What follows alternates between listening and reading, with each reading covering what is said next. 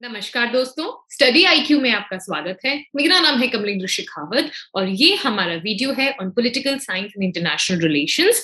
यहाँ हम हमारा पेपर 1 जो कि अभी आपका जनवरी 16 जनवरी को पेपर हुआ था, पीएसआईआर ऑप्शनल, उसे हम डिस्कस कर रहे हैं। इससे पहले भी हम पेपर 1 सेक्शन 8 डिस्कस कर चुके हैं। Please I recommend go and watch the video and understand कि पेपर किस तरीके से आता है। It will be better for the students जो अपना ऑप्शनल पीएसआईआर लिखेंगे 2022 के लिए, राइट। इस पूरे वीडियो का पीपीटी आपको मेरे टेलीग्राम चैनल पे मिल जाएगा और साथ ही आप मुझे इंस्टाग्राम पे फॉलो करके अपने क्वेरीज वहां पूछ सकते हैं। So let's get started guys.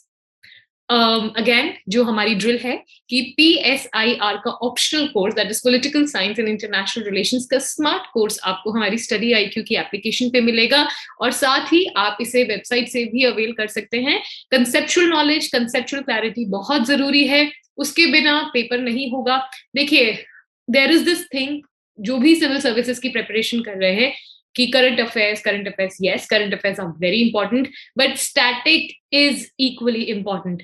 आप बिना स्टैटिक के ये एग्जाम कभी नहीं निकाल पाएंगे। सो मेक श्योर कि आपकी कंसेप्चुअल नॉलेज हो, क्लैरिटी हो, एंड फॉर दैट आप हमारे पीएसआईआर का जो ऑप्शनल कोर्स है उसे अवेल कर सकते हैं। So guys, let's get into the video. This is the paper. मैंने जो अपना पहला वीडियो बनाया था उसमें भी पेपर शेयर किया था। The major purpose of sharing this question paper, आप एक्वेंटेंट हो, आप समझे क्वेश्चन पेपर किस तरीके का आएगा। आई डोंट वांट कि मैं डायरेक्टली क्वेश्चंस दे दूं और आपसे उसका एक्सप्लेनेशन दूं। I want you to put your head in the examination hall कि किस तरीके का प्रश्न, किस तरीके के सवाल पूछे जाते हैं, पेपर किस तरीके का आता है। So this is question paper, इसको जरूर देखें। एंड जैसे मैंने बोला, इंस्ट्रक्शंस आर वेरी इंपॉर्टेंट, ठीक है, कि कौन से कंपलसरी क्वेश्चंस हैं, कौन से क्वेश्चंस में इंटरनल ऑप्शंस है और कितने मार्क्स के क्वेश्चंस हैं, राइट। सो ये सारा आपको इधर इंस्ट्रक्शन से मिलेगा। प्रीवियस वीडियो में हम सेक्शन ए डिस्कस कर चुके हैं। नाउ आज जो हम है हमारा सेक्शन बी डिस्कस करेंगे। आपको पता है कि पीएसआईआर का जो पेपर है, it is divided into 2 parts, paper 1 and paper 2, right? Paper 1 is further divided into section 1 or section A and then section B. Section A is all about political theory, ठीक है, whereas section B is about India, right? India का जो constitution है उसके ऊपर. So here we would be discussing India and Indian political system, right? So then again paper 2 जिसमें जब हम पेपर 2 डिस्कस करेंगे उसमें डिस्कस करेंगे इस चीज को। सो आई होप आपको ये चीज क्लियर है। So now let's dive into the questions. जो पहला क्वेश्चन है आपका, constitution of India is the product of historical process rich with constitutional antecedents, comment. देखिए गाइस, सबसे पहले आपको सबसे इंपॉर्टेंट चीज ये है कि आप क्वेश्चन को समझें। So it is a statement given here, it is and question number 5, इसमें जितने भी क्वेश्चन है, that is A B C D, जितने भी पार्ट्स हैं, दे आर कंपल्सरी, ठीक है। ये आपको अटेम्प्ट करना ही करना है और ये 15 मार्क्स का क्वेश्चन है, ठीक है। So constitution of India is a product of historical process rich with constitutional antecedents, comment. Now, if the word is comment here and a statement is given, अगर यहाँ comment लिखा है और एक statement given है, तो here you can put your own opinion. But please understand, यहाँ एक statement दे दी गई है। comment में आपके पास liberty है कि आप अपना opinion दे दें, but I would very strongly recommend try to support the statement, क्योंकि जो statement given है inverted comma में, वो कहीं ना कहीं सही है। So we have to give our opinion with जो स्टेटमेंट है उसको अप्रूव करते हुए। सो कीवर्ड्स क्या है यहाँ पे, कॉन्स्टिट्यूशन ऑफ इंडिया यानी भारत का संविधान एक प्रोडक्ट है ऑफ हिस्टोरिकल प्रोसेस, राइट, ठीक है। तो हिस्टोरिकल प्रोसेस का प्रोडक्ट है जो है rich with constitutional antecedents, right. यानी आज का जो संविधान है भारत का, वो एक कॉन्स्टिट्यूशनल प्रोसेस का नतीजा है, यानी एक हिस्टोरिकल प्रोसेस, यानी हिस्ट्री ने आज के कॉन्स्टिट्यूशन को इफेक्ट किया है, हिस्ट्री में जो भी इवेंट्स हुए हैं उसको इफेक्ट किया है। और जो प्रेजेंट डे कॉन्स्टिट्यूशन है, it is rich with constitutional antecedents, right. यानी जो भी कॉन्स्टिट्यूशनल एंटीसीडेंट्स है वो आपको यहाँ पर दिखेंगे, ठीक है, उनकी छवि आज के भारतीय संविधान में दिखेगी। So this is the question and we know, as I said, कि कमेंट का मतलब क्या हुआ कि you can put your opinion, but मैंने क्या बोला, स्टेटमेंट करेक्ट है, तो कीवर्ड्स को हमें एक्सप्लेन करते हुए कमेंट करना है, इस स्टेटमेंट को एक तरीके से अप्रूव करना है। एंड आई एम श्योर अगर आप इस स्टेटमेंट को ध्यान से देखेंगे ये सच भी है। इस क्वेश्चन में माना क्या गया है, यहाँ पर आपको एनालिटिकल अप्रोच लगानी है कि आपको किस तरीके से इतिहास में ऐसी घटनाएं हुई जिन्होंने आज का जो संविधान है उसे इफेक्ट किया। आज के संविधान में ऐसे कौन से ट्रेसेस दिखने को मिल रहे हैं जो पुराने जो भी हिस्टोरिकल प्रोसेस थी वो वहां से उठाया गया है। आई hope this is clear. Now again this is 15 mark का क्वेश्चन, तो इसमें आपको बहुत डिटेल में नहीं लिखना है। एक चीज और ध्यान रखें, जब भी आप क्वेश्चंस लिखते हैं तो ध्यान रखें, एक तो एनालिटिकल, व्हाट इज एनालिटिकल, कि क्वेश्चन को एनालाइज करें, ठीक है, उसे अपने कंसेप्ट से, क्योंकि कॉन्सेप्चुअल क्लैरिटी बहुत जरूरी है, उससे सपोर्ट करें। एंड एक बहुत सही चीज होता है कि आप कंपैरेटिव मेथड अपने आंसर में, क्योंकि मैं कुछ चीज आपको समझाऊंगी, अगर उसमें आपको मैं किसी के साथ कंपेयर करके समझाऊंगी तो आंसर ज्यादा अच्छे से समझ आएगा, आपको वो कॉन्सेप्ट अच्छे से क्लियर होगा। So analytical, conceptual and comparative approach अगर आप किसी आंसर में ये डाल देंगे तो बहुत अच्छा सा वो आंसर आपका एक तरीके से फॉर्म हो जाएगा। So present day constitution of India, there are many provisions, ठीक है, बहुत सारे ऐसे प्रोविजंस हैं which are taken from the previous constitutions. Now remember, India बहुत सालों तक ब्रिटिशर्स के अंडर में रहा था, and Britishers were the first one two introduce us with the democratic concepts, right. तो ये ब्रिटिश राज्य था, ये ब्रिटिश राज था जिसने हमें डेमोक्रेटिक लिबरलिज्म इन कॉन्सेप्ट से इंट्रोड्यूस कराया। सो कहीं ना कहीं जो भी उनके एक्ट्स आते थे, जैसे द एक्ट ऑफ 1919, 35, 1909, इन्होंने कहीं ना कहीं हमें माना वो थे ब्रिटिशर्स को फेवर करते हुए, लेकिन फिर भी हमें एक ऐसे सिस्टम से इंट्रोड्यूस कराया था जहां पे कॉन्स्टिट्यूशनल प्रैक्टिसेस, ठीक है, डेमोक्रेटिक प्रैक्टिसेस एक्सपेक्ट की गई थी। सो प्रेजेंट डे कॉन्स्टिट्यूशन जो है इसमें बहुत सारे प्रोविजंस है जो ब्रिटिशर्स ने हमें कॉन्स्टिट्यूशंस या प्रोविजंस एक तरीके से लॉ दिया था, वो कहीं ना कहीं वहां से उठाए हुए। So according to Bipin Chandra, there is a legacy of British rule because unlike, अब मैंने क्या बोला, आप कंपेरेटिव अप्रोच ले सकते हैं। So Indian constitution is a process, ठीक है, एक प्रोसेस है। वेयर अगर हम चाइना की बात करें तो चाइना का जो कॉन्स्टिट्यूशन है it was more of a result of a revolution. हम कहते हैं कि 1950 में हमें आजादी ऑब्वियसली 47 में मिल गई थी, लेकिन 50 में हमें हमारा संविधान मिल गया था। हम गणतंत्र दिवस मनाते हैं अपना, ठीक है, जनवरी 26 को, क्योंकि हमें हमारा अपना संविधान मिला था। लेकिन हमारा संविधान किसी क्रांति का, किसी रेवोल्यूशन का रिजल्ट नहीं था, हमारा संविधान धीरे धीरे इवॉल्व हुआ था। ऐसी बहुत सारी प्रैक्टिसेस थी जो हम ब्रिटिश एरा में भी करते थे, हमने उन्हें बदला नहीं, उसको इवॉल्व किया, हमारी नीड्स के अनुसार उनमें मॉडिफिकेशंस किया एंड देन उसे यूज कर लिया। तो हमारा constitution is not a result of क्रांति और अ रेवोल्यूशन। हमारा कॉन्स्टिट्यूशन क्या है, हमारा कॉन्स्टिट्यूशन इवॉल्व हुआ है, एक प्रोसेस का हिस्सा है। सो यहाँ हम कंपेयर कर सकते हैं चाइना के संविधान को जो एक नतीजा था क्रांति का। सो मैंने बोला आप कंपेरेटिव अप्रोच अपना सकते हैं। So India did not start with clean state, clean state नहीं था, हमारे पास एक पॉलिटिकल सिस्टम ऑलरेडी था, उसे हमने हमारी जरूरतों के हिसाब से उसमें संशोधन किया, उसमें बदलाव लेकर आए, इंप्रूवमेंट किया, उसको मॉडिफाई किया, राइट। सो इफ अगर हम चाइना की बात करें, it's a constitution bye a communist revolution, यानी एक पास्ट से ब्रेक, एक पॉलिटिकल सिस्टम जो पास्ट था उससे ब्रेक देकर एक नया सिस्टम अडॉप्ट किया। इंडिया में क्या हुआ, there was just a transfer of power, the power was laid in the hands of the Britishers. लेकिन जब ब्रिटिशर्स गए यहाँ से तो the same power, the same political system was handed to Indians. So I hope ये concept clear है। So this is what you have to write कि किस तरीके से हमारे कॉन्स्टिट्यूशन में कॉन्स्टिट्यूशनल एंटीसीडेंट्स दिखाई देते हैं। I hope guys this is clear. So in Indian there was no violent overthrow of the old system, rather what we see there is a continuation of the legacy. So I hope this is clear. Now the main structure of the Indian constitution, तो ये बात आपको support करना है कि बिपिन चंद्र ने भी यही बात कही थी, ठीक है। So the main structure of Indian constitution has been drawn from the government of India. हमें पता है कि 1935 का जो एक्ट था, there were lot of provisions, obviously पूरी तरीके से implement नहीं हुआ था, बट प्रेजेंट डे कॉन्स्टिट्यूशन को हम अगर कंपेयर करेंगे विद 1935 एक्ट से तो देखेंगे कि there are lot of provisions जो एज इट इज मॉडिफिकेशन के साथ उठा लिए गए हैं। नेचर ऑफ फेडरेशन की बात करें, इंस्टीट्यूशन ऑफ गवर्नमेंट की बात करें, फॉर्म्स ऑफ गवर्नमेंट ऑर्डिनेंस की बात करें, right, there are lot of features जहां हमें हिस्टोरिकल इवेंट्स मतलब हिस्टोरिकल प्रोविजंस दिखते हैं हमारे खुद के कॉन्स्टिट्यूशन में. At the same time the constitution of India has been a cosmopolitan constitution. Pratap Bhanu Mehta in his Oxford of Indian constitution says that Indian constitution reflects the cross current of various constitutional visions. Right, एक तरीके से आप I'm sure आपने polity में पढ़ा है कि Indian constitution is बहुत सारे कॉन्स्टिट्यूशंस के जो बेस्ट पार्ट है हमारी कंडीशंस को सूट करते हैं हमने उठाए हैं. लाइक हमने यूएसए कॉन्स्टिट्यूशन के बहुत सारे फीचर्स उठाए हैं. हमने ब्रिटेन से obviously Britishers were the one who were ruling on us, so उनसे उठाए हैं. हमने आयरिश कॉन्स्टिट्यूशन से उठाया है, हमने जर्मन कॉन्स्टिट्यूशन से उठाया, हमने कैनेडियन कॉन्स्टिट्यूशन से उठाया, हमने French. Like there are almost all the constitution जिनसे हमने हमारे प्रोविजंस उठाए हैं. So it is also a cosmopolitan constitution. ये स्टेटमेंट प्रताप भानु मेहता भी अपनी ऑक्सफोर्ड ऑफ इंडियन कॉन्स्टिट्यूशन में कहते हैं.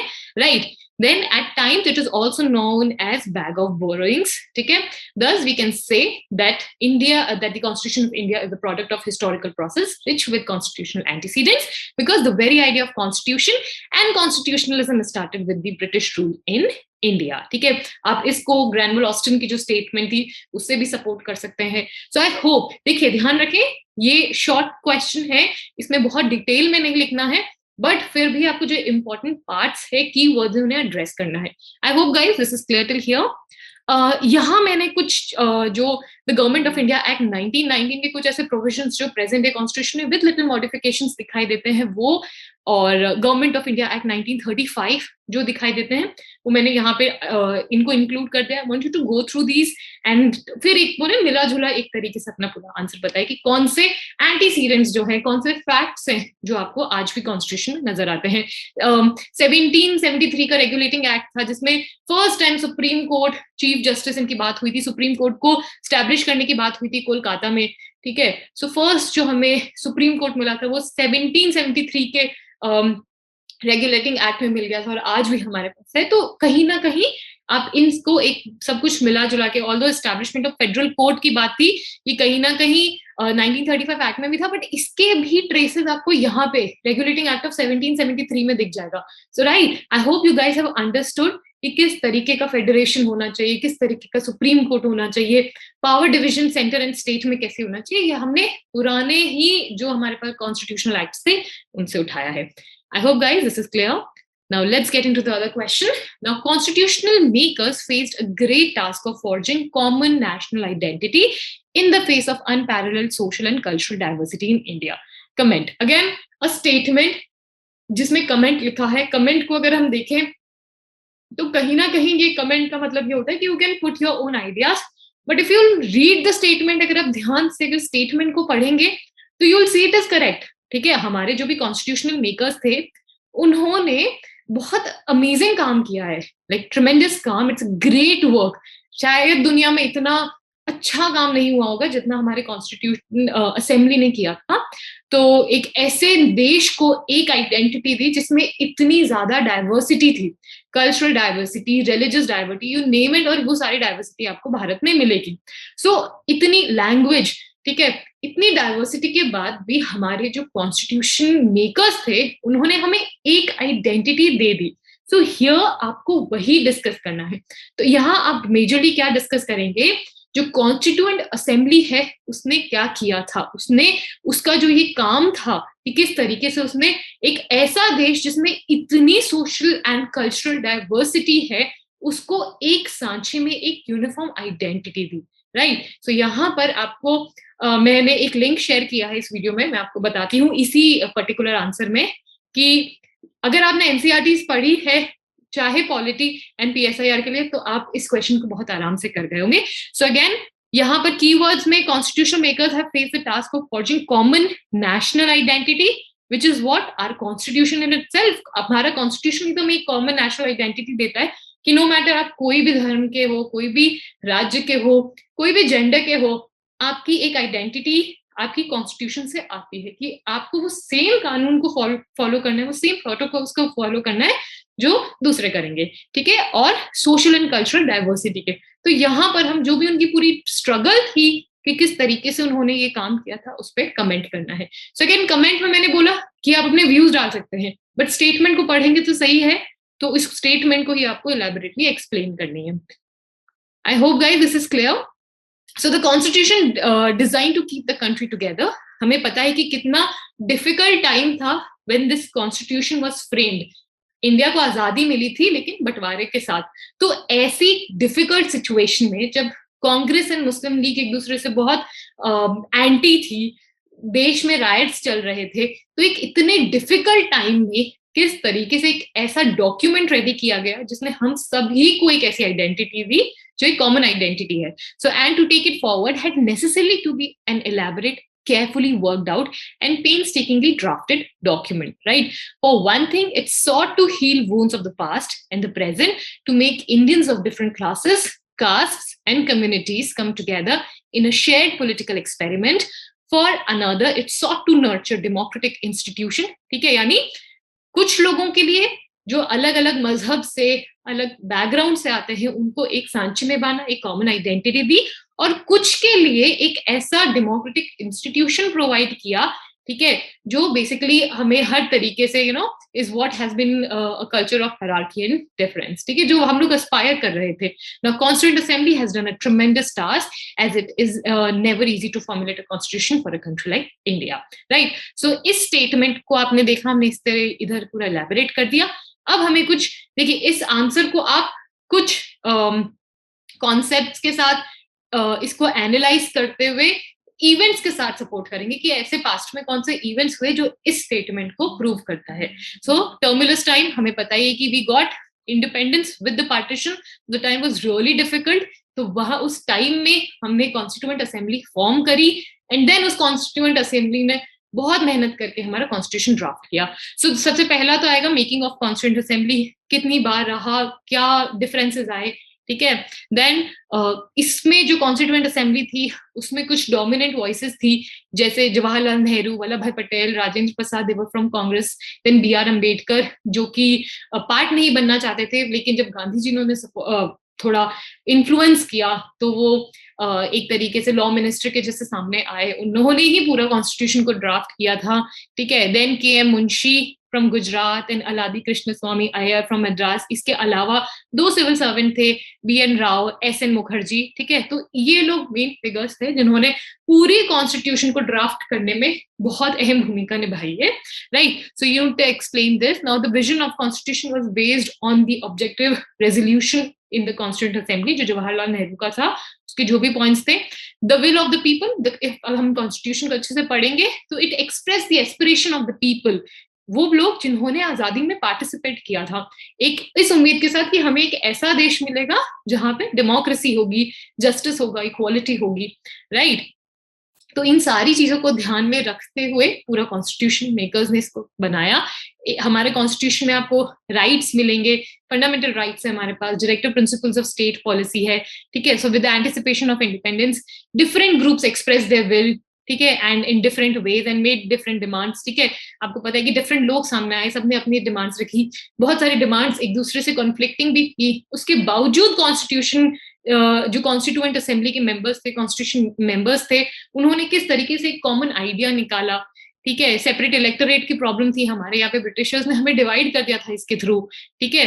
Then the power of the states, कि सेंटर को ज्यादा पावर देनी है या स्टेट्स को पावर देनी है. फेडरल सिस्टम किस तरीके से होगा, division of power centre between state किस तरीके से होगा, ठीक है. बहुत ब्यूटीफुली हमारे जो ये मेकर्स थे उन्होंने काम किया, ठीक है. The center is likely to break the right of the states, were mostly eloquently defended by the K. Santhanam from Madras. A relocation of power was necessary, he felt, right? Then what we want today is a strong government. Center strong होना बहुत जरूरी है, क्योंकि इतनी diverse थी country कि अगर centre को स्ट्रॉन्ग नहीं करते तो टुकड़े हो जाते. नाउ देन लैंग्वेज की प्रॉब्लम, हिंदी की बहुत ज्यादा डिमांड थी कि हिंदी को रखना है, लैंग्वेज एक ऑफिशियल लैंग्वेज हिंदी को बनाना है. देन बात हुई कि हिंदी नहीं ले सकते क्योंकि there are lot of states जो हिंदी स्पीकिंग स्टेट्स नहीं है.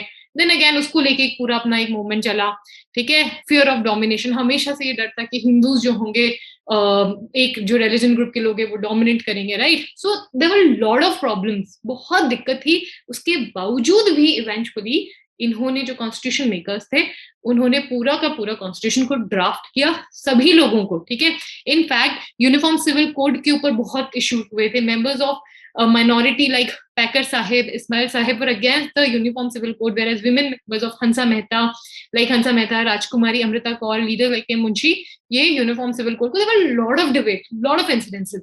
Now, अब आप लोग को करना क्या है, ये पूरा आंसर आप ये जो NCERT का लिंक मैंने शेयर किया है यहाँ पर, इसके ऊपर आपको ये पूरा चैप्टर मिलेगा. सो यूपीएससी इज वेरी स्मार्ट, उन्होंने ये पूरा क्वेश्चन उसमें से उठाया है, इसीलिए मैंने बहुत डिटेल में आपको यहाँ पे आंसर नहीं लिखा, मैंने आपको एक क्रक्स बताया है, लिंक डाल दिया है. What you need to go through this link and उस चैप्टर को पूरा अच्छे से पढ़ें, एंड फिर आपको समझ आ जाएगा आपको एग्जैक्टली कौन से इवेंट्स को मेंशन करना है, कौन सी डिबेट्स को मेंशन करना है, एंड वो डिबेट्स किस तरीके से सॉल्व हुई थी. राइट, मेजरली यही है. राइट, तो आपको इसको एनालाइज करना है एंड कुछ ऐसे कॉन्स्टिट्यूएंट असेंबली के एफर्ट्स को बताना है कि इस तरीके से उन्होंने काम किया था, एंड कुछ इंपॉर्टेंट जो इवेंट्स है उनको डिस्कस करना है. Right, I hope guys this is clear.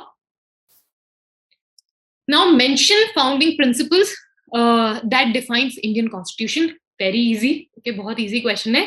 Again इसमें भी कमेंट है, तो इसमें आपको कमेंट क्या है, यहाँ तो कहाँ कमेंट आएगा. Now mention founding principles that defines Indian constitution. तो सबसे पहले कॉन्स्टिट्यूशनल, भाई इंडियन कॉन्स्टिट्यूशन में कौन से फाउंडिंग प्रिंसिपल्स है जो कॉन्स्टिट्यूशन को हमारे डिफाइन करते हैं. सबसे पहले कॉन्स्टिट्यूशनलिज्म, रूल ऑफ लॉ. हमारे देश में सबसे ऊपर जो है वो रूल ऑफ लॉ है. ठीक है.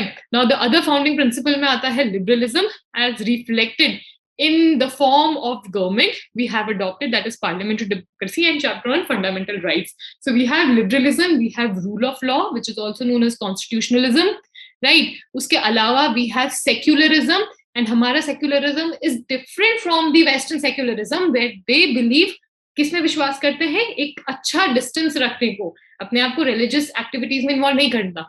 हम यहाँ पे कौन से, हम अपने आप को रिलीजन से एक्सक्लूड नहीं करते हैं. ठीक है. सो आर जो सेक्युलरिज्म है is a very unique model. ठीक है. And it does not exclude religion from the state, rather which is based on the principle distance. I hope this is clear. हमारा जो है, हम बिलीव करते हैं कि हम प्रमोशन ऑफ उसमें पार्टिसिपेट करें. Now concept of welfare state and democratic socialism, part 4 of director principles of state policy इसमें दिखाई देते हैं. देन वी हैव मल्टीकल्चरलिज्म, हमने माइनॉरिटीज के लिए राइट्स इंश्योर कर रखे हैं, हमने रिजर्वेशन प्रोवाइड कर रखी है for the social and economic development. Federalism, हमने फेडरलिज्म को, हमें पता है कि हमारी कंट्री में इतनी डाइवर्सिटी है, तो हमारा जो फेडरलिज्म है वो एसिमेट्रिकल है. राइट, हमारी राज्यसभा उसका प्रूव है कि कुछ स्टेट्स को हमने सीट ज्यादा दे रखी है, किसी को कम दे रखी है, तो are is asymmetrical federalism. Right, then हमारे पास उसके अलावा यूनियन टेरिटरीज है. Right, then the principle of pacifism that is supporting international law. जो इंटरनेशनल लॉ है हमारे कॉन्स्टिट्यूशन में, हम जो इंटरनेशनल प्रोविजंस वगैरह उनको भी सपोर्ट करते हैं, आर्टिकल 51 में नजर आता है. तो we also follow the policy of principle of pacifism. हम एनवायरमेंटलिज्म को भी सपोर्ट करते हैं, जो हमारे directive principles of state policy and fundamental rights में दिखाई देता है. इसके अलावा हमारे कॉन्स्टिट्यूशन में आपको गांधीज्म के प्रिंसिपल दिखाई देंगे, जिसमें हमने कॉन्सेप्ट ऑफ कोऑपरेटिव्स के बारे में बात कर रखी है, protection of cattle, cottage industry, ठीक है, पंचायती राज इंस्टीट्यूशन, इन सब के बारे में बात कर रखा है. Then Constitution of India is inspired from various rich traditions and struggles for independence. We have just discussed in first answer. Now the rationale has been to give a life of dignity to the people and as a member of Constituent Assembly to build a responsible country. Right. Now हम लोग fascism, racism, ठीक है, इन सबको oppose करते हैं. हमारा जो preamble है, ये दो ideas, that is unity and integrity को support करता है. तो this is entirely our constitution. In principles के ऊपर ये founding principles हैं हमारे constitution के. I hope guys this is clear. Now analyze the Marxist perspective of nature of Indian national movement. Again very simple question. अगर आप paper को देखेंगे तो पेपर was really simple. यहाँ मार्क्स वो लेगा जिसने दूसरे से बेटर लिखा होगा, बाकी आई थिंक सबने इस पेपर को आराम से कर लिया होगा. So very is there conceptual clarity, factual knowledge, ठीक है, कॉन्सेप्ट क्लियर होने चाहिए, स्टैटिक पार्ट अच्छे से आना चाहिए, आप आराम से कर लेंगे ये. So analyze the Marxist perspective of nature of Indian national movement. Indian national movement जो है उसको Marxist perspective से analyze करना है. Now ध्यान रखें, Marxist में भी दो school of thought थे, ठीक है, जो support करते थे Indian national movement को, और जो थे वो इसके थोड़े बोले कि it was not for the masses. That's it. So Marxist see nationalism as a bourgeois concept. जो कोर मार्क्सिस्ट थे, ऑर्थोडॉक्स मार्क्सिस्ट थे, वो कहते थे कि जो इंडियन नेशनल मूवमेंट है वो बुर्जुआ कॉन्सेप्ट था. बेसिकली जो लैंडलॉर्ड या प्रॉपर्टी क्लास थी, उनके जब अधिकार छीने तो उन्होंने रेवोल्यूशन कर लिया. तो this is what Marxist believe in. So Marxist perspective of the mainstream national movement and independence freedom struggle with Karl. ठीक है, तो हम ये पर्सपेक्टिव जो है कार्ल मार्क्स के जो आइडियाज है उससे समझते हैं. So Karl Marx reflected Eurocentrism when he held the revolt of 1857 was a feudal revolt. ठीक है, तो ये क्या कहते हैं कि ये इनका जो आइडिया था ये यूरोसेंट्रिज्म से इंस्पायर था. इनका ये कहना था कि 1857, कार्ल मार्क्स ने खुद ने इनफैक्ट 1857 के रिवोल्ट को एनालाइज किया था और उन्होंने यही कहा था कि 1857 का जो रिवोल्ट है इट वाज मोर और less like a feudal revolt. Unlike Savarkar, who established 1857 revolt as the first war of independence, Marx suggested it to be a revolt of feudal elements. बोले कुछ प्रॉपर्टी फ्यूडल क्लास थी, उनके rights, उनकी property छीनी, उन्होंने revolt किया. So no masses वर involve. आम जनता masses जो थी वो इसमें नहीं थी involve. It was movement for the by the feudal element, right? So later, M.N. Roy, in his book India in Transition, Gandhi and Congress, held that the so-called Indian national movement is more of a bourgeois movement. ठीक है, M.N. Roy का भी यही कहना था. And he considered Gandhi's political program to benefit Indian bourgeois and metropolitan bourgeois, and the movement was not in the respect of the people. तो M.N. Roy का भी यही बात कहना था कि जो इंडियन नेशनल मूवमेंट था वो फ्यूडल क्लास का मूवमेंट था, बुर्जुआ क्लास का मूवमेंट था. Later on, scholars like Rajani Palm Dutt in his book India Today and A.R. Desai, Social Background in Indian National Movement, has highlighted the bourgeois character of the Indian National Movement. तो रजनी जो दत्त थे, A.R. Desai थे, आप उनको भी support करें कि these are the orthodox Marxist thinkers and they believed कि इंडियन नेशनल मूवमेंट जो था वो बुर्जुआ यानी फ्यूडल क्लास मूवमेंट था. However there is another school जो क्या कहती है, जो सपोर्ट जिसके स्कॉलर्स हैं सुमित सरकार. ठीक है, इन लोगों का क्या कहना था कि in his book warned the orthodox Marxists not to have a special casual approach, though he believed that Indian national movement didn't have any specific. ठीक है, तो सुमित सरकार का क्या कहना था कि जो ऑर्थोडॉक्स मार्क्सिस्ट को कहना था कि इतना भी क्रिटिसाइज मत करो इंडियन नेशनल मूवमेंट को कि भाई it was solely for the feudal class. So in his book warned the orthodox Marxists not to have a very casual approach, though he believed the Indian National Congress didn't have any specific program for the masses, but they have not purposely neglected the masses. ठीक है, तो सुमित सरकार का कहना था कि may be ये feudal movement था बट मेजरली जानबूझ के निग्लेक्ट नहीं किया गया था. उस वक्त जो अवेयर क्लास थी जिसको लगा कि ब्रिटिशर्स की प्रेजेंस गलत है उन्होंने रिवोल्ट किया. सो जानबूझकर masses को इग्नोर नहीं किया गया था, right? So it is also true that the Indians were not so sharply divided that they could not be united, right? I hope guys this is clear. Now if we go by Bipin Chandra book in his book India's Struggle for Independence. So despite being a Marxist scholar, has acknowledged that the movement led by Gandhi was one of the most spectacular mass movement. ठीक है, तो इनका क्या कहना था कि जो ये मास मूवमेंट जो गांधी ने लेड किया था it was the most spectacular movement. ठीक है, he was also a Marxist. So Marxist क्या कह रहे थे कि Indian national movement is a movement by the बुर्जुआ class. क्योंकि अगर आप देखेंगे कि जो मेजरली पॉलिटिकल लीडर्स है, नेहरू की बात करें और भी जो लीडर्स है वो एफ्लुएंट फैमिलीज से आते थे. कहीं ना कहीं इस कारण से मार्क्सिस्ट थिंकर्स ने इन्हें क्रिटिसाइज किया है. लेकिन बहुत सारे जो मार्क्सिस्ट स्कॉलर्स हैं उनका ये भी कहना है कि पर्पसली इग्नोर नहीं किया था, इतने डिवाइडेड ही नहीं थे कि उनको यूनाइट करने की जरूरत पड़े. विपिन चंद्र ने भी यही कहा था कि गांधी जी ने जो मूवमेंट लेड किया था ये one of the most spectacular movement रहा है. सो अगर हम इंडियन नेशनल मूवमेंट को मार्क्सिस्ट पर्सपेक्टिव से देखें तो हमें दो व्यूज दिखाई देंगे. So nature and character has been matter of contestation even among the historiography or nationalists or the Marxist है उनके accordingly.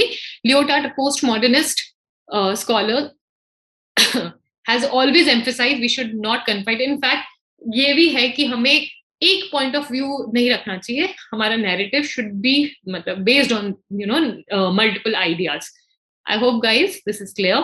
So Marxist concept आपको अच्छे से clear हो गया. आपको क्या लिखना था इसमें, आपको इसमें start करना था कि exactly क्या बात कर रहे हैं. और दोनों जो सपोर्ट भी कर रहे थे कि इंडियन नेशनल मूव जो था उसमें मासेस का इन्वॉल्वमेंट नहीं था, और ये भी कि नहीं था पर पर्पसली नहीं था. तो ये दोनों को आपको हाईलाइट करना, दोनों नैरेटिव्स को टच करना था. Now underline the significance of first constitutional amendment. ठीक है, आपको पता ही होगा 1951 में ही हुआ था, बहुत जल्दी हो गया था. सो पंडित नेहरू हेल्ड, तो इसमें आपको क्या करना है, स्टार्ट विद द अमेंडमेंट कि अमेंडमेंट क्यों एसेंशियल है, कितने तरीके से किया जाता है, ठीक है। आर्टिकल 368 में 2 तरह के अमेंडमेंट की बात की गई है। इसके अलावा जो भी कुछ सिंपल प्रोविजंस हैं उनको सिंपल प्रोसेस से भी अमेंड किया जा सकता है, ठीक है, सिंपल मेजोरिटी के थ्रू। सो उसको हाईलाइट करें। So Pandit Jawaharlal Nehru, that amendments जो है are very essential for any written constitution because they act as a safety valve. Now elements of constitution rigid होने चाहिए लेकिन साथ में फ्लेक्सिबल भी होने चाहिए, जिससे वो टाइम के अनुसार अपने आप को मॉडिफाई कर सके, लोगों की एस्पिरेशंस पे खड़े हो सके। सो इंडियन कॉन्स्टिट्यूशन, ठीक है, रिजिड भी है, फ्लेक्सिबल भी है। एंड हमारे जो कॉन्स्टिट्यूशन है उसे हम सिंपल मेजोरिटी से भी अमेंड कर सकते हैं, वाइल स्पेशल मेजोरिटी से भी अमेंड कर सकते हैं, जो 368 आर्टिकल है उसमें मेंशन है। Now according to Andre Beteille, India is a unique case where constitution had to be amended, ठीक है। तो एंड्रे का क्या कहना था कि भारत एक पहला ऐसा संविधान है, भारतीय संविधान एक ऐसा पहला संविधान है जिसे हमें पहले ही साल में अमेंडमेंट की जरूरत पड़ गई थी, ठीक है। सो द हिस्टोरिकल बैकग्राउंड की बात करें हम इस फर्स्ट अमेंडमेंट की, थोड़ा सा हिस्टोरिकल बैकग्राउंड क्यों शुरू हुआ था। So the historical background in which the first constitutional amendment introduced was Dorairajan case. So the state of Madras versus Champakam Dorairajan 1950 का ये केस है। इसमें एक लेडी थी जिन्होंने मद्रास में जो रिजर्वेशन पॉलिसी थी उसको क्रिटिसाइज करते हुए अपनी एक पेटिशन फाइल की थी, एंड देन एक फर्स्ट कॉन्स्टिट्यूशनल अमेंडमेंट आया था। तो the first case involving fundamental rights and DPSP, ठीक है, तो directive principles of state policy and fundamental rights को इन्वॉल्व करता है। Article 15 was amended by inserting clause 4 empowering the state to make special provision, ठीक है। आर्टिकल 15 जो था उसका अमेंड किया गया था, any special provisions for the advancement of any socially and educationally backward, ठीक है। तो पहले before first amendment 1950 का आर्टिकल 15 में ये प्रोविजन नहीं था कि अगर कोई स्पेशल प्रोविजन बनाना है for the social and educational advancement of the backward classes, state extra measures उठा सकती है। ये नहीं गिवन था, इसके बावजूद भी मद्रास में रिजर्वेशन था। एक लेडी थी, उन्होंने इसके ऊपर केस फाइल किया, मतलब पेटिशन किया, एंड देन सरकार को लगा और उन्होंने अमेंडमेंट किया कि फंडामेंटल राइट्स में संशोधन, मतलब उन्होंने बेसिकली ये किया था, ठीक है, that STs are notwithstanding anything in the article और in the clause 2 of the article 29. Now, besides this, First Amendment Act has also introduced new exceptions in Article 19(1) with respect to the freedom of speech and expression. Article 19 was amended to secure constitutional validity of zamindari abolition laws and to provide for new grounds of restrictions to the right of freedom of speech and expression and the right to practice any profession or carry on any trade or business. तो ये सारे provisions लेकर आया था। First constitutional amendment also introduced exceptions like Article 31A, 31B, and 9th schedule to give protection to land reform laws from being questions on the ground that they are not consistent with fundamental rights, ठीक है। तो इसने क्या किया था, Article 31B and A और 9th schedule को question नहीं किया जा सकता on the grounds of fundamental rights. तो ये सब लेकर आया था। Significance क्या हुई? It strengthened the socialistic nature of the Indian state, ठीक है। कहीं ना कहीं DPSP, Directive Principle of State Policy थी, उसको importance milli. It established that DPSP, though not legally enforceable, ठीक है, nevertheless we have to see fundamental right in DPSP in harmonious construction. तो माना कि fundamental rights ऊपर है DPSP से, लेकिन for the greater good, for socialistic reasons अगर जरूरत पड़े तो फंडामेंटल राइट्स में मॉडिफिकेशन की जा सकती है, ये इसमें हुआ है, right. Now it has also been ignited debate over the nature and scope of amending power of the parliament, and the very first amendment was challenged in Shankari Prasad case. The supreme court upheld the amending power of the parliament. Now this was the time of judicial passivity. अच्छा, ये Nehru era था, तो कहीं ना कहीं अगर आप पूरा टाइम देखेंगे तो हर टाइम ऐसा रहा है, कभी एग्जीक्यूटिव या फिर लेजिस्लेचर डोमिनेटिंग रहा है, कभी जुडिशरी रहा है। तो ये टाइम था जब लेजिस्लेचर जो था वो ऊपर था, पार्लियामेंट ऊपर था, और जुडिशरी पैसिविटी देखी गई क्योंकि नेहरू एरा था। इस वक्त नेहरू को कोई चैलेंज नहीं कर सकता था, right. Then the first constitutional amendment act is also is about legislature which later on culminated the doctrine of basic. कहीं ना कहीं बेसिक स्ट्रक्चर का जो डॉक्ट्रिन था वो भी यहीं से चालू हुआ था, जो केशव आनंद भारती केस का जो था, ठीक है, कि what are important, fundamental rights are more important और डीपीएसपी इंपॉर्टेंट, क्या है इनका स्टेटस। बेसिक जो पार्लियामेंट है उसके पास कितनी पावर है कॉन्स्टिट्यूशन में संशोधन लाने की, चेंज लाने की, तो ये जो बेसिक स्ट्रक्चर को चेंज नहीं कर सकता, ये सभी का जो स्टार्टिंग हुई थी कहीं ना कहीं ये दोराई रजन केस से ही हुई थी। I hope guys this is clear. बिल्कुल फैक्ट बेस्ड क्वेश्चन है, इसमें कुछ एक्स्ट्रा कुछ नहीं लेना, आपको पता होंगे ये कॉन्सेप्ट्स और आपको इनके बारे में मेंशन करना है। सिग्निफिकेंस लिखनी है, बैकग्राउंड, तो क्या क्या लिखना है इसमें आपको, बैकग्राउंड कि किस क्यों कारण था जो ये अमेंडमेंट आया, क्या था, एंड सिग्निफिकेंस क्या है, right. Now constitutionally reconciling fundamental rights and DPSP has led to frequent amendments and judicial interventions. Comment question का मतलब क्या है कि बार बार फंडामेंटल राइट्स एंड बीपीएसपी को चेंज करना, उनमें एक बैलेंस लाने की कोशिश करना by the parliament and judiciary का इंटरवेंशन, ठीक है, बार बार देखा गया, इसके ऊपर कमेंट करो। सो कॉन्स्टिट्यूशनली रिकाउंसलिंग, ठीक है, यानी फंडामेंटल राइट्स एंड डीपीएसपी में आपने दोराई रजन केस में देखा कि रिजर्वेशन जो है ये राइट टू इक्वालिटी को चैलेंज करता है, राइट, लेकिन सोशली इकोनॉमिकली जो लोग बैकवर्ड रह गए हैं, एजुकेशनल रह गए, उनको बराबर लेकर आना है, तो ये आपको डीपीएसपी में गिवन है, तो सरकार के पास एक्स्ट्रा पावर है।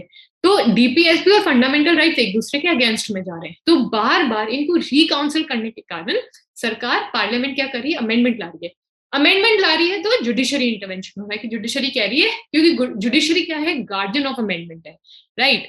सो amendment of the constitution, so constitution is the fundamental law, hence by nature they are supposed to be rigid, right। first चीज है rigid, और इसको रखेगा कौन इसका ध्यान, supreme court, judiciary.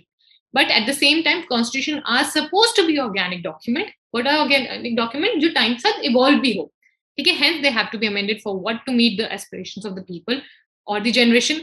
ideally constitutionalism demands that the three branches of government do not interfere in each other tasks and ensure harmony and the balance, ठीक है, ये कॉन्स्टिट्यूशन का है कि तीनों जो ब्रांचेस है, जुडिशरी, एग्जीक्यूटिव एंड लेजिस्लेचर, ये इंटरवीन भी ना करे, हार्मनी भी रहे इनमें। हाउएवर सम स्पेशल कंडीशंस में arise where it is not always possible to maintain the equilibrium, however it is not always possible, ठीक है, we have seen that under power or gap of majoritarianism and populism, ठीक है, तो हमने देखा कि जब भी किसी सरकार की मेजोरिटी सरकार रहती है, ठीक है, एब्सोल्यूट मेजोरिटी कोई बनाता है कोई गवर्नमेंट, तो वो अपनी मर्जी से कॉन्स्टिट्यूशन में चेंजेस, क्योंकि उसके लिए डिफिकल्ट नहीं होता 2/3 ऑफ मेजोरिटी कमांड करना, तो वो कॉन्स्टिट्यूशन में चेंजेस ले आता है। सो एट टाइम्स द लेजिस्लेचर में go on to bend the essential features of the constitution, and in this context judiciary, which is seen as the guardian of the constitution, arise to the occasion, resulting into judicial activism or judicial intervention, ठीक है। तो इस कारण से आई hope ये आपको background समझ आ गया कि क्यों किया जाता है अमेंडमेंट, क्यों जरूरी है, और कहाँ जुडिशियल इंटरवेंशन होता है। So unique case of the extreme form of judicial intervention which culminated into the emergence of doctrine of basic structure, ठीक है, contribution of the supreme court in the field of jurisprudence, ठीक है। तो आप यहाँ से Dorai Rajan case, Golaknath case, then Minerva case, Kesavananda Bharati case, ये सारे केसेस जो है ये कहीं ना कहीं पार्लियामेंट के through fundamental rights and DPSP में एक बैलेंस लाने की कोशिश करना और उसके लिए मॉडिफिकेशन करना है, जुडिशरी का इंटरवेंशन इसके ऊपर है, ठीक है। सो फंडामेंटल राइट्स जो है based on the ideology of liberalism, और हाँ हमें ये भी मेंशन करना पड़ेगा कि कौन से इंस्टेंसेस है जहां फंडामेंटल राइट्स एंड डीपीएसपी एक दूसरे से कॉन्ट्रडिक्ट करते हैं। तो ध्यान रखें फंडामेंटल राइट्स जो है ये पॉलिटिकल राइट्स हैं, ये बेस्ड है डेमोक्रेसी के ऊपर, डेमोक्रेटिक प्रिंसिपल्स के ऊपर, वेराज जो डीपीएसपी है ये कहीं ना कहीं सोशलिस्टिक प्रिंसिपल पे बेस्ड है। तो पहला तो लफड़ा इन दोनों में यहाँ पर हो रहा है कि दो डिफरेंट आइडियोलॉजी के ऊपर बेस्ड है। सेकेंड प्रॉब्लम आ रही है कि फंडामेंटल राइट जो है वो अगर आप मतलब एनफोर्सिएबल है, कि अगर सरकार उसमें एनफोर्स नहीं करती है, उनको नहीं लगाती है, तो हम कोर्ट के पास जाकर उन्हें लगवा सकते हैं। डीपीएसपी नॉन एनफोर्सिएबल है, यानी सरकार लीगली बाइंडिंग नहीं है सरकार के ऊपर उन्हें इम्पोज करना। तो ये दो ऐसी केसेस हैं जहां पे ये दोनों टकराते हैं। तो डीपीएसपी और कंटेन क्या करते हैं, फंडामेंटल राइट जो है लिबरलिज्म के ऊपर है, ग्रांड पॉलिटिकल डेमोक्रेसी, ठीक है, बेसिकली जो स्टेट की पावर है, objective to limit the power of the state, ठीक है। वेयर डीपीएसपी क्या कर रहे हैं, स्टेट को पावर भी प्रोवाइड कर रहे हैं, प्रिंसिपल्स भी ये बेस्ड है सोशलिस्टिक प्रिंसिपल पे, ठीक है। सो दैट इज व्हाई ये कॉन्ट्रडिक्शन में आते हैं, ठीक है। सो वी नीड कॉन्सिलिएशन इनके बीच में, क्योंकि ये दोनों कॉन्ट्रडिक्ट करते हैं। नाउ जो फर्स्ट चीज स्टार्ट होती है यहाँ से होती है कि led to the legal battle between Champakam and Dorai. पहला जो इशू हुआ था 1951 में यही हुआ था, जब इन दोनों के बीच में दिक्कत आई थी, ठीक है। हमने ये केस पूरा डिस्कस कर ही लिया है। Reservation in educational institution implemented by the state of Madras was challenge in the case. It challenged the continuation on the ground of Article 14. As per Article 13(1), it becomes null and void ab initio. Government put forward this position as per Article 46. ठीक है, Article 46 क्या कहता है? It is the duty of the government to take steps for the promotion of educational economic interest of the weaker section. It mentions कि भाई ये special care state का काम है. Article 14 क्या कहता है? कि कॉन्स्टिट्यूशनली गारंटेड इक्वालिटी की बात करता है. एंड 46 एक डायरेक्टिव है, ये एनफोर्सिएबल है और ये एक डायरेक्शन है. सो पार्लियामेंट ने क्या किया? इसको अमेंडमेंट कर दिया. So judiciary suggest that the government can not abridge fundamental rights by the ordinary law. It can be done. ठीक है, जुडिशरी कब आई कि आप ऐसे कुछ भी लॉ बना दो भी नहीं होगा, आपको पहले कॉन्स्टिट्यूशन में चेंज करना पड़ेगा. So judiciary resolve it if DPSP has to implement and for fundamental rights are to be limited, that has to be done by the amendment, not by the ordinary law. Now, judicial intervention or judicial creativity कहते हैं, where it is interpretation of the law. Term used in Article 13(2), which excludes the amendment from the definition. Later on, the scope of amending powers of the parliament question in Shankari Prasad by Supreme Court intervention. ये crisis भी सही हो गया. Golaknath case के time भी जो supreme court था tilted towards the fundamental right, which was corrected in Kesavananda Bharati case, Minerva mill case, IR Coelho and state versus Tamil Nadu case. तो ये ऐसे इंसिडेंसेस हुए हैं जब कभी फंडामेंटल राइट ज्यादा इंपॉर्टेंट रहे, कभी डीएसपी ज्यादा रहे. पार्लियामेंट की हमेशा कोशिश रही है कि डीपीएसपी को ऊपर रखा जाए, क्योंकि कहीं ना कहीं उसमें सोशल कॉन्सेप्ट दिखाई, वेलफेयर मेजर्स दिखाई दिए जाते हैं, राइट. तो ये दोनों का ही मेलजोल का काम है. सो यहाँ पर आपको ये इवेंट्स भी कोट करने हैं. आई hope this is also clear guys. Now, the role of president becomes more significant during a minority government and a coalition government. ठीक है, हमें पता है कि भारत जो सिस्टम है भारत का, there are two heads. One is real, the other is nominal. Real head किसे बोलते हैं हम? प्राइम मिनिस्टर को, जो बेसिकली जो काउंसिल ऑफ मिनिस्टर्स है उनके हेड हैं. whereas nominal head है हमारे प्रेसिडेंट, जो एक तरीके से सिंबॉलिक हेड है, काम उनके नाम से किया जाता है. तो क्वेश्चन में क्या पूछा गया है कि प्रेसिडेंट का रोल कब बढ़ जाता है? जब या तो माइनॉरिटी गवर्नमेंट होती है या कोएलिशन गवर्नमेंट होती है. दोनों ही केस में प्रेसिडेंट की इंपॉर्टेंस थोड़ी बढ़ जाती है. अगर एब्सोल्यूट मेजॉरिटी हो तो प्रेसिडेंट की इंपॉर्टेंस काफी कम हो रहती है, मतलब इतना इंपॉर्टेंट नहीं रहता. सो पहले पार्लियामेंट्री फॉर्म हमने हमारे देश ने अपना रखा, हमारे संविधान ने अपना रखा है, उसको एक्सप्लेन करना है.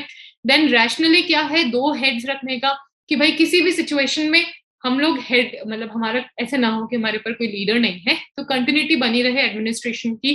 ठीक है, इसलिए हमने ये सिस्टम अडॉप्ट किया है. Article 74 to 47 constitutional amendment act and principles of parliamentary form of democracy. ठीक है, ये क्या कहता है कि president shall act on the aid and advice of the council of minister. ठीक है, president is more of a symbolic head.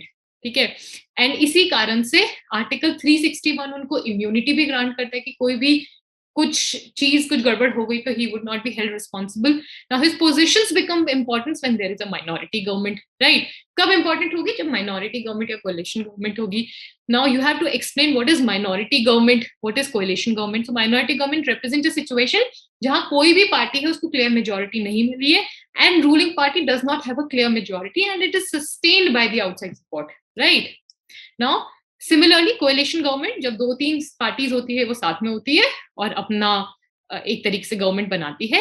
So the common thing in minority and coalition government is that no party gains majority in elections, which is often expressed through the term hung parliament, right? कि hung parliament के नाम से जाना जाता है कि जब किसी के पास भी मेजॉरिटी नहीं है. Now in this situation president का रोल बढ़ जाता है. Now the governor of the state, now मैंने क्या बोला, आप आंसर को एक्सप्लेन करने के लिए कंपैरेटिव मेथड ले सकते हैं. अगर आप ध्यान से देखेंगे तो गवर्नर ऑफ स्टेट है, उसके पास डिस्क्रिशनरी पावर प्रेसिडेंट से ज्यादा है, तो आप उसको इंक्लूड करके इसको एक्सप्लेन कर सकते हैं.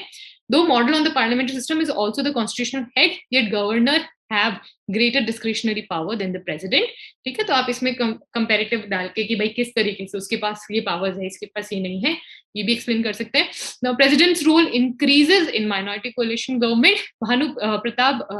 Bhanu Mehta and Devesh Kapur in their edited book on public institution have mentioned that in case of coalition and minority power of the regulatory institutions. ठीक है, तो प्रताप भानु मेहता एंड देवेश कपूर दोनों का कहना है कि कोalition की गवर्नमेंट के टाइम जो रेगुलेटरी इंस्टीट्यूशंस हैं, जैसे सुप्रीम कोर्ट, इलेक्शन कमीशन है, कैग है, प्रेसिडेंट है, इनका बढ़ जाता है रोल, ठीक है। So, for example, president gains discretionary in the formation of government in case of coalition in minority. However, the union, ठीक है, तो बेसिकली राइट रहता है कि प्रेसिडेंट के पास कि वो जो भी लीडर है वो अपनी मर्जी से लीडर को बुला के बोल सकता है कि आप गवर्नमेंट फॉर्म करें, ठीक है। ऑल्दो यहाँ पे भी कॉन्स्टिट्यूशनल कन्वेंशन होते हैं, बट उसके बावजूद भी थियोरेटिकली देखा जाए तो पावर बढ़ जाती है। Now according to MP Singh, कोalition government also weakens the position of prime minister. कैसे कि भाई एक की बढ़ रही तो रिलेटिवली दूसरे की घट रही है, तो अगर प्राइम मिनिस्टर दो हेड है, एक हेड की कम हो रही तो दूसरे की बढ़ रही है, कौन कह रहा है? एमपी सिंह का कहना है, ठीक है, कि भाई relative rise in the position of president when there is a coalition government, PM does not enjoy a type of legitimacy which PM enjoys in, ठीक है, यानी पीएम की कम हो रही है इसलिए प्रेसिडेंट की बढ़ रही है। Obviously power gets tilted in favor of president because president gets the discretionary power. Now, to explain how president acquires greater power in case of minority government, we can give the reference to the views of the our President R. Venkataraman. Okay, he clearly used to call himself a copybook president. He explained, okay, the position of president in India is like an emergency lamp which comes to light only in emergency situations or when the main switch gets off. ठीक है, और आप साथ में इस answer को कुछ examples के साथ, कुछ हिस्टोरिकल इंसिडेंट्स के साथ जहाँ पे प्रेसिडेंट ने अपनी रियल पावर दिखाई, उसके साथ सपोर्ट कर सकते हैं। Now, do you think that despite having significant limitations, the PRI, that is Panchayati Raj institutions, has strengthened the process of democratic decentralization? Give your views. Again, give your views, but इधर आपको क्या क्या करना है? You have to understand कि despite having significant limitation, तो पहले आपको PRIs की लिमिटेशन को सिग्निफाई, पहले तो आपको एक्सप्लेन करना है कि पंचायती राज इंस्टीट्यूशन है कहाँ से इवॉल्व हुए हैं, उनकी लिमिटेशंस को हाईलाइट करना है, लेकिन आपको फिर ये हाईलाइट करना है कि किस तरीके से उन्होंने डेमोक्रेटिक यानी उनके फायदे भी डेमोक्रेटिक डिसेंट्रलाइजेशन करा है। So there is a universal acknowledgement of democratic, सभी जगह डेमोक्रेटिक डिसेंट्रलाइजेशन को सपोर्ट किया जाता है। That is masses should participate in running the government, and it is possible only through democratic decentralization. Now that there is no alternative to good governance than having a democratic decentralization. Now, because good governance requires transparency, accountability, and citizenship involvement, right? So 73rd constitutional amendment act था, उसका plan भी यही था, M भी यही था कि democratic decentralisation किया जा सके बेस्ड ऑन गांधीज व्यू, क्योंकि गांधी जी सपोर्ट करते थे, ठीक है, पंचायती राज सिस्टम वगैरह etcetera, cotton industries and all, ठीक है, ठीक है, vision of the oceanic circles of power where there the power is not limited, is not exercised by one or the other, but everyone gets a life of dignity, ठीक है, गांधी जी का कहना था oceanic circles of power, ठीक है, oceanic circles of power यानी centre से लेके पावर हर जगह तक जा रही है। Now, Panchayati Raj institution has been projected as a revolutionary step towards the strengthening of democratic decentralization in the country, and it led to the establishment of three-tier Panchayati Raj. Three-tier Panchayati Raj system hai, and at the level and at all levels, the elected bodies, and most importantly, it creates the institution of Gram Sabhas, which can be considered as the heart and soul of the experiments representing the deliberatory and participatory democracy. So, Gram Sabhas deliberatory and participatory democracy, जो most important forms of democracy है, उसको represent करता है। डेलिबरेटरी के discussions भी होते हैं, participatory भी, कि आम जनता पार्टिसिपेट भी करती है। The 73rd constitutional amendment act provide 11 schedule, ठीक है, इसके साथ में रेगुलर इलेक्शंस प्रोवाइड करता है, state financial commission, district planning committee etcetera. So it is जो 73rd अमेंडमेंट एक्ट है, it is working towards democratic decentralization, ठीक है। तो पहले हमें ये लिखना है कि what PRIs are all about in India. Though projected as a revolutionary step, 73rd Amendment Act created dissatisfaction to the extent that it has been called as half-baked cake. Now, it has been held that it creates the skeleton but does not infuse flesh and blood. तो criticize भी किया जा रहा है इसको. Now, Manishankar Iyer Committee, which was constituted in the context of 20 years of the existence, has given its report, ठीक है, in 2013 about the leveraging the PRIs in public service delivery, has highlighted that 73rd Amendment Act creates a weak, bad PR, Panchayati Raj, and he mentions that bad Panchayati Raj is worse than no Panchayati Raj, ठीक है। तो Manishankar committee जो थी उसने इस चीज को highlight भी किया कि Panchayati Raj institutions are not effective, in fact बोले बैड है, ठीक है। सो वीकनेसेस को हाईलाइट करेंगे आप कि कोई क्लियर मैपिंग ऑफ फंक्शंस नहीं है ऑफ द जो 3 tiers है कि कौन को क्या काम करना है on the basis of subsidiary principles. Gram Sabha has been created but it does not mention the clear role कि काम क्या है, उसका फंक्शन क्या है, रिस्पॉन्सिबिलिटी क्या है। A better provision related to Gram Sabha is found under a PESA act, ठीक है। It ensures the representation of SCs and STs community, ठीक है। पैसा में ये ज्यादा बेटर तरीके से गिवन है। Similarly the representation of women is not yet in accordance to the population. 50% अगर पॉपुलेशन है उसके बावजूद भी 1/3 ही रिजर्वेशन है वुमेन के लिए। So again representation of women भी ठीक नहीं है। Fundamental weakness of 73rd amendment act remains in terms of lack of provisions for adequate funds, functions and functionaries. ना ढंग के फंड है, ना काम अलॉटेड है और ना लोग हैं जो पार्टिसिपेट करते हैं, तो ये हर तरीके से डेफिशिएंट है। Now schedule 11 is more of a directive, ठीक है, यानी डायरेक्शंस दे रहा है, किस तरीके से उसमें बात नहीं है। Real power constitutes to lie with the state only, state के पास ही है। And it is said that there is no decentralization in a real sense. Now it is more of an example of devolution of power rather than कि भाई power responsibility devolve कर दी है, devolution है। डिसेंट्रल पूरी की पूरी उसकी रिस्पॉन्सिबिलिटी वो नहीं है, इंस्ट्रक्शन दे रहा है state government. Now district planning committees have been a non-starters and it has been suggested that these institutions need to be made the viable institution by providing, बोले funds ही नहीं है DPCs के पास, ना functionaries है, ना responsibilities पता है। So as of now there is no is more of a political decentralization without financial and administrative decentralization. I hope this is clear. तो ये हमने weaknesses की बात कर ली। Now question क्या है कि despite weaknesses इसने contribute किया है democratic decentralization में। तो बोले कि ये पूरी जर्नी वेस्ट नहीं है। सबसे पहले डेमोक्रेटिक डिसेंट्रलाइजेशन को स्ट्रेंथन किया है, if not adequate financial but at least political decentralize, पहली नींव तो रख दी गई, पॉलिटिकल डिसेंट्रलाइजेशन तो है, ठीक है। स्पेलिंग सही कर लें, ठीक है।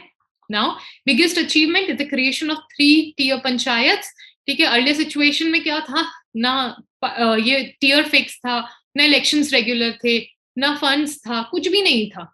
Now, subsequent financial commissions have also strengthened the fiscal situation because a new mandate has been added to the Finance Commission to give suggestions to the Union government towards the financial. Yani, this Financial Commission is trying to provide money. It is continuously advising the governor कि किस तरीके से financial empowerment हो सकती है.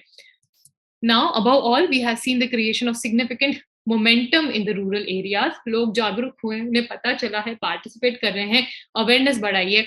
Now it has positive implication. In fact हम Covid के time ही देखे, कोविड सिचुएशन में किस तरीके से, पैंडेमिक के टाइम किस तरीके से डिटेक्ट करना लोगों को, कंटेनमेंट जोन बनाने में, इसमें पंचायत राज इंस्टीट्यूशंस ने बहुत ट्रेमेंडस काम किया है, बहुत अमेजिंग काम किया है। So it is essential that decentralization which is right now more of a political should be made comprehensive by giving, अगर ढंग से उन्हें फाइनेंशियल एंड एडमिनिस्ट्रेटिव पावर मिल गई तो ये एक रियल सेंस में पॉलिटिकल एक रियल सेंस में डेमोक्रेटिक डिसेंट्रलाइजेशन होगा।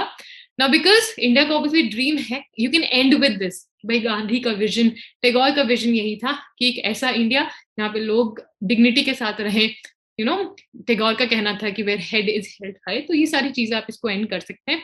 साथ में पुंछी कमीशन के बारे में लिख सकते हैं, ठीक है, created legislative councils in every state, की पुंछी कमीशन भी यही कहती थी कि हर स्टेट में लेजिस्लेटिव काउंसिल होने चाहिए। Restructure it, led it to institution of represent local bodies, empowered it.